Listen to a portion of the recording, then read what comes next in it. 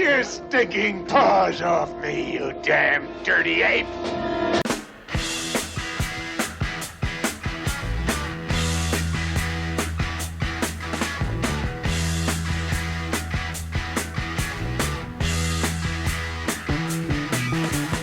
Get your motor running. Head out on the highway, looking for adventure, and whatever comes our way. Greetings, Deep Divers. It's Maddie from MadeUpByMaddie.com bringing you another episode of The Dive.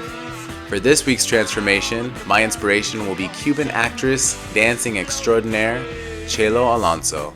Born Isabel Garcia in Camagüey, Cuba on April 10, 1933, the young dancing prodigy set her sights on stardom, promising herself she would one day become a movie star. After years of touring the world as a professional dancer, Chelo Alonso got her big break onto the silver screen in 1958. She would continue acting until her retirement from the film industry around 1970. Today we discover everything that's great about 1968. Without further ado, let's jump in.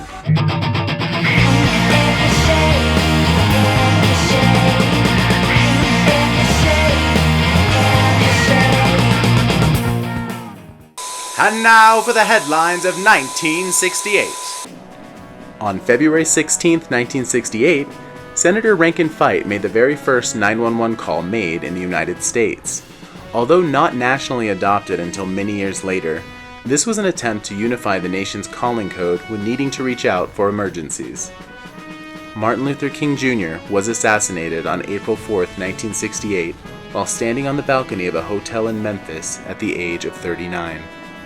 Once referred to as the Apostle of Nonviolence by President Lyndon B. Johnson, King left a legacy that still lives on today. Unfortunately, the year would see another assassination when Robert F. Kennedy was gunned down at the Ambassador Hotel in Los Angeles just 2 months later on June 5th. In the Great Space Race, the first manned Apollo space mission took place on October 11, 1968, when the Apollo 7 space vehicle launched from the Kennedy Space Center. Spending 10 days and 20 hours in space, the crew orbited the Earth 163 times. What is widely regarded as television's first interracial kiss was broadcast on November 22, 1968 on Star Trek. The episode, Plato's Stepchildren, features actors William Shatner and Nichelle Nichols sharing this tender moment in space. Although many tried to dissuade the show creators from going through with this, Shatner is said to have pushed for the scene to go through as written in the script. Now I'll be sharing the 8 albums I listened to during my week in 1968. On Sunday, I listened to Aretha Now by Aretha Franklin. So beginning my week of 1968 classics, I'm diving in with a smash album from Aretha Franklin. What can I say? 10 tracks of complete loveliness. Franklin bears her soul at the forefront of this knockout of an album. At under half an hour, it's straight down to business with no room for filler. A tender masterpiece and a solid recommendation. My favorites off this record are Think, I Say a Little Prayer, You Send Me, Hello Sunshine, and Nighttime is the Right Time. On Monday, I listened to At Folsom Prison by Johnny Cash. On his first live album, Cash comes in bold as brass, taking his set to the Folsom State Prison. Although Cash had regularly been performing concerts at prison since 1957, this was the first one he decided to release. The opening song, Folsom Prison Blues, actually dates back to 1953, when first penned by Cash.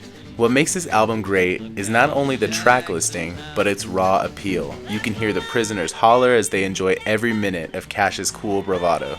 My favorites off this record, Folsom Prison Blues, Cocaine Blues, 25 Minutes to Go, Jackson, and The Wall. Tuesday brought me some more Nina Simone and her album, Nuff Said.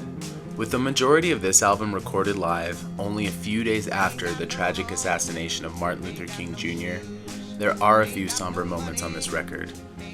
On Why, The King of Love is Dead, Simone sings, "Will the murders never cease? Are they men or are they beasts? What do they ever hope to gain? Will my country stand or fall? Is it too late for us all? And did Martin Luther King just die in vain? A little more poignant, this is yet another beautiful symphony from Nina Simone. My favorites off this, Why the King of Love is Dead, and Ain't Got No, I Got Life. On Wednesday, I listened to Simon & Garfunkel's Bookends. Here's another example of an album that stopped me in my tracks. Simon & Garfunkel are a roller coaster ride. Unique sound effects, sudden and strange starts, and a narrative that is said to describe the journey of childhood moving on past adulthood. This record stands fully realized. Take Save the Life of My Child, for instance, which sounds like the theme of an Orwellian TV series at first and then swings back to folk. This album will hold your attention all the way through. My favorites are Save the Life of My Child, Mrs. Robinson, A Hazy Shade of Winter, At the Zoo, and Bookends theme reprise. On Thursday, I listened to Odyssey and Oracle by The Zombies. A hauntingly pretty record, The Zombies splash into 1968 with their second studio album. The organ is creepy, the echoes are cool, and the vocals are light and poppy. It took me a while to warm up to this album, but once I heard Beechwood Park, I was sold. My favorites are A Rose for Emily, Beechwood Park, Time of the Season, and Cell 44. And Friday, I listened to Wheels of Fire by Cream. From the beginning of the opening track, White Room, the mood is set. This devilishly swaying rock song immediately puts you in a trance. At times, the album feels almost too cool, but that's probably just because I've never heard anything like it before. It has moments of what sound like freestyle breakdowns, bizarre narratives, and sparse drumming, and it all makes for a fantastic album. My favorites off this record are White Room, Passing the Time, Pressed Rat and Warthog, and Toad. And finally, on Saturday, I listened to Cheap Thrills by Big Brother and the Holding Company with Janis Joplin. I used to listen to Janis Joplin's Pearl album on repeat when I was 16, so I was very pleased to listen to her last release from when she was with Big Brother and the Holding Company. The well-rehearsed band comes together to form one of the top-selling albums of 1968. Joplin's soulful voice pairs wonderfully with the band's psychedelic arrangements. My favorites off this record are Summertime, Piece of My Heart, Turtle Blues, and Roadblock. And because I couldn't get enough music in 1968, I listened to a bonus album, the Beatles' self-titled 1968 record, also known as the White Album. The journey would not have felt complete without at least one listen from the Beatles. Released around the end of the year, this feature-length album boasts a total runtime of 93 minutes. Shaking off the formulation of a concept album, the Beatles are back to their roots. After spending 2 months on a retreat studying transcendental meditation in India, the band hit the studio to make a very dynamic album that beautifully showcases their unique, individual, eclectic styles. My favorites off this album: Dear Prudence, Glass Onion, Obla Di, Obla Da, While My Guitar Gently Weeps, Happiness is a Warm Gun, Blackbird, Helter Skelter, and I'm So Tired. Alright, so I made another ambitious attempt in watching 5 films this week. Starting off with my scary movies, Night of the Living Dead. This movie I had thought I'd seen in the past, and I think I had seen clips of it, but this was my first time committing to watching the whole thing.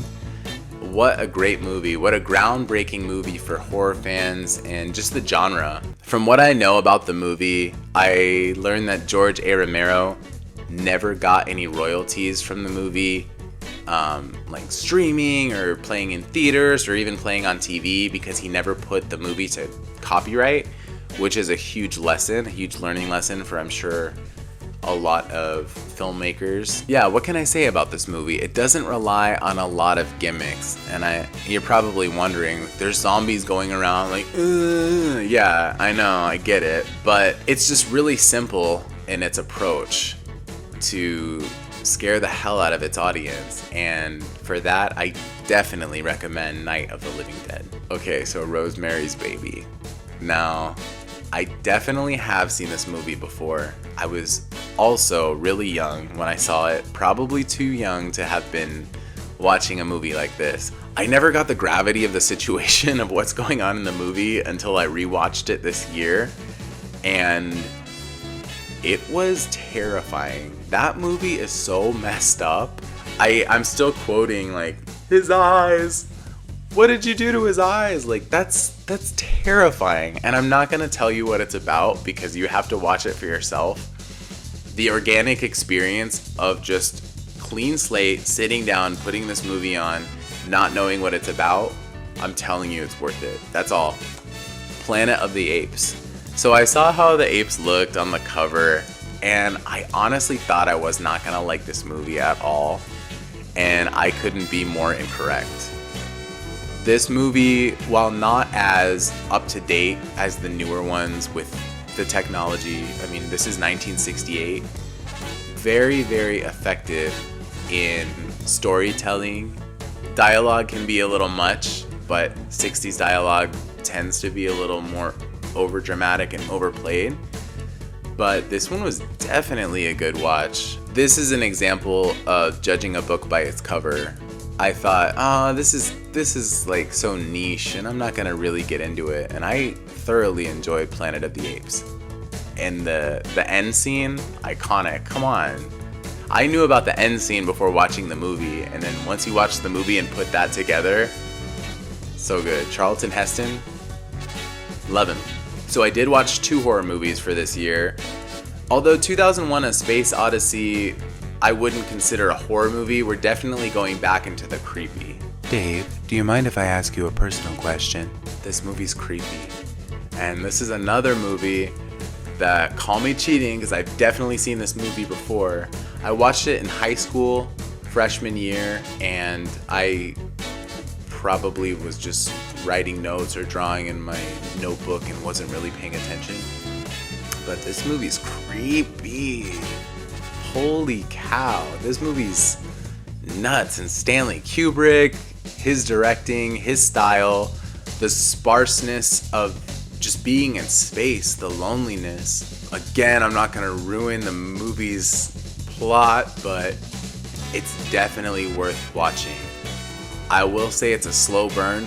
It is setting the scene and you must watch it. This movie is fantastic. Fantastic.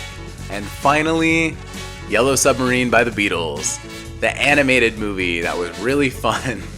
It was cute. I liked it. It was enjoyable. Definitely better than Help. It was just cool. Not really anything to mention other than it's really iconic in pop culture. If you're a Beatles fan, give it a go. Even if not, it has a cute little story. So just try it out. It's time for the big splash.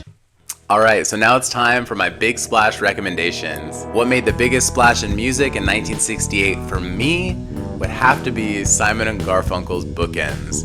Again, a very tough choice. The music of the 1960s was very good, very solid stuff. But Bookends had a lot of elements in it that I had never heard before in that time. Like I had mentioned, a lot of it sounded like futuristic, but still folky. And of course, on the heels of The Graduate, which you know I already love, it has moments of that. So it was really hard for me not to pick this one. It's probably their best album, although I really like Wednesday Morning, 3 a.m. I'm gonna go with Bookends. And the movie that made the biggest splash for me is Rosemary's Baby. What a creepy movie. I can't even explain it. You just have to watch it for yourself. It is spine-tingling. Goosebumps. And in the worst way possible. Absolute worst way. If you've ever felt paranoid in your life, or ever felt that someone was conspiring to get you, it's in this movie. That feeling exists, and it comes through in this movie. It's brilliant. It's a masterpiece. So yes, I definitely recommend Rosemary's Baby for 1968. It's the look! Alright, so now we're moving on to the look. Chelo Alonso, one of the forgotten stars of the 1960s. This Cuban-born actress was famous in Paris. She became a dancer on the circuit at Folies Bergère. She was just a stunning beauty in her time, she ended up making the transition into films, being an actress, and in a lot of her films, she would sing and dance, and that was kind of her character that she built for herself, with unmistakable beauty, her long black hair as her signature. She had a very simple makeup look. So what I did with my friend Jeevy was just recreate a photo. It might be from 1968, it might not. That's not super important. But just the feel of the look, the feel of the photo, the hair, everything coming together. That was really fun for me, just to recreate the picture and even find a couch of the same color, which was probably the easiest part. Here we have her wearing a wig. It's a lace front wig that was pretty much styled. I added a little bit of like poof to it, a little bit of body to it. Besides the wig, which was actually something was given to me by a friend years ago, so I already had that. Model brought the shoes, so the top and the jeans with a few alternate pieces just in case one thing didn't work over the other. So for the makeup look, again, bold brow, very popular in the 60s, a nice size lash, very matte foundation, almost a coral lip, clean skin, very vibrant, not really much on the eye. Yeah, it was a very fun look to recreate. Again, my focus was the picture. The makeup was very simple. I guess I'm just really excited to share Chelo Alonso with the world. I don't think she was given enough credit as an actress or as a force back in her day. No one really talks about her now, and that's a shame because she was just stunning and so talented, a great actress, a great dancer, beautiful and kind from what I read about her. So that's what I did in 1968. Thank you so much for sticking around to the end. If you want, you can always check out my website, madeupbymaddie.com, where you can see my blog, view my portfolio. My site is available in English and in Spanish, and of course you can contact me or book me. I am a worldwide makeup artist, and I would love to be a part of your world. Thank you so much, and I'll see you again next time.